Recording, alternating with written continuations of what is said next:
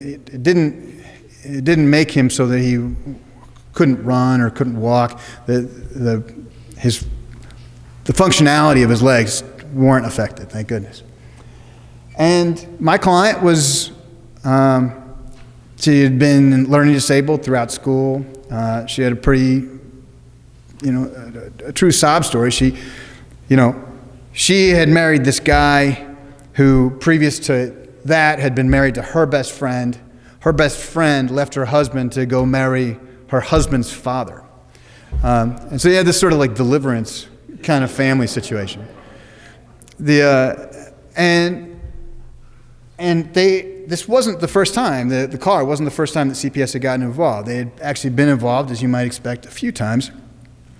And throughout it all, and there was lots and lots of CPS records, throughout it all, you could see this like sort of complete incompetence in parenting on her part. But there was never, ever any actions that she took that were abusive, in the sense that she was trying to hurt her kids, right? And so, what do we do to prove, to get the state's witnesses to show what it is that backs up what you have to say? And you have to unpack everything. And I know that's not all that helpful to say to just unpack everything, but you have to go through all of the CPS records, and you have to really envision how CPS was trying to get involved in this family's life, how they got involved, how they ended up, after the conclusion of an investigation, the family would be on their own for a couple months, and then something else would happen, and the CPS would get back involved. And unpacking it all, what you see is that there's a decidedly different timeline. And the point here was, the nugget that I have to offer is that the timelines typically in these kinds of cases, what the state wants to make that timeline is very different than what you want to make that timeline. And according to the state, what happened was the kid got hit by a car. The parents, put handcuffs on him so that he couldn't go outside again, and then, cut them off at length and caused these terrible burns, and then didn't take the kid to the hospital for several days, and only put hydrogen peroxide on these burns, which is exactly the wrong thing to do. That was their timeline. Their timeline was car accident and handcuffs. But when you stretch it out and you see that the first CPS investigation was actually a year and a half earlier, and then there was another one, and then CPS gets out of their lives, and then there's the car accident, and then there's the handcuffs, and then they're at the hospital, and then there's follow-up medication, and then the kid goes to foster care, where he continues to be completely impossible to control, and even the foster parent is talking about how she has him on a leash, right? And the foster parent changed just before we were to have trial in August. The point is, you look at that long timeline, the timeline that I want everybody to see, which is this extended period of incompetence, not evil, incompetence, and it plays differently than these sort of very troubled parents that didn't care whether their kid was running in the street, and did this sort of unspeakable thing with the handcuffs a month later.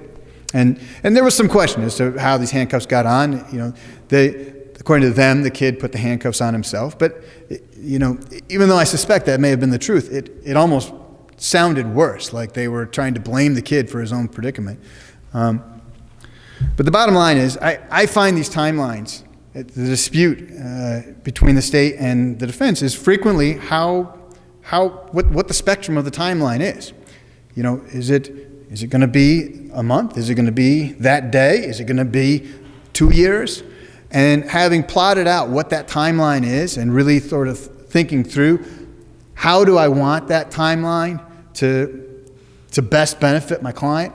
That's the way that I have found to sort of bring out the points that are most advantageous to my client in preparing for a cross-examination. And with this one, the state, I think, had mispled this despite all the notoriety of the case, and I think the prosecutor scrutinized it. They had actually pled this as though the defendant had caused serious bodily injury by failing to take the kid to the doctor quickly. And I don't think that that's what caused it. There's a miter saw that caused it.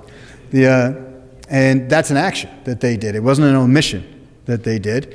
There was also a question as to whether it was serious bodily injury, because the kid ended up healing fine. He had scarring, and Dr. Donnarumma, I don't know how many of you have had experiences with her, but she's a total pill.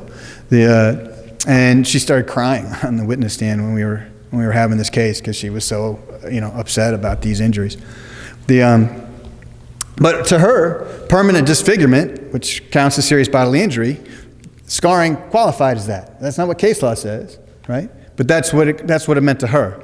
And I put a bug in the ear of the prosecutor in leading up into trial, saying, you're really sure you have more than just scarring here? And to his credit, on trial day, he said, we'll reduce it. I had been offering 30 years ahead of this, and they said, well, we'll reduce it to just bodily injury, and we'll have a punishment hearing. And this was in the 184th, which is not a great place to be for child abuse cases. And I knew that Judge Price was going to be visiting that week, which was a godsend, and we got this thing figured out for 2 years. And she had already spent a year in custody by this point because Crocker had set her bond at $100,000, even though she had no criminal history whatsoever. The point is, it was a good enough outcome for all of this. And in terms of the pleading and the appellate issues, you get these lessers that go in different directions, right? Because you could have, intentional bodily injury by omission, which is a third degree, or you could have a reckless, serious bodily injury by omission, which is a second degree. And theoretically, she could have been guilty of both, right? She could have been reckless about causing the serious bodily injury. She could have intended to cause only bodily injury. And so, had we actually had a jury charge and fought this thing through, I think that was my preparation, was basically to make a lot of objections about which lesser direction we were going to go in. So that's it. I don't know where we are as far as time. And I'm happy to answer questions if you have them. All right. Well, thank you.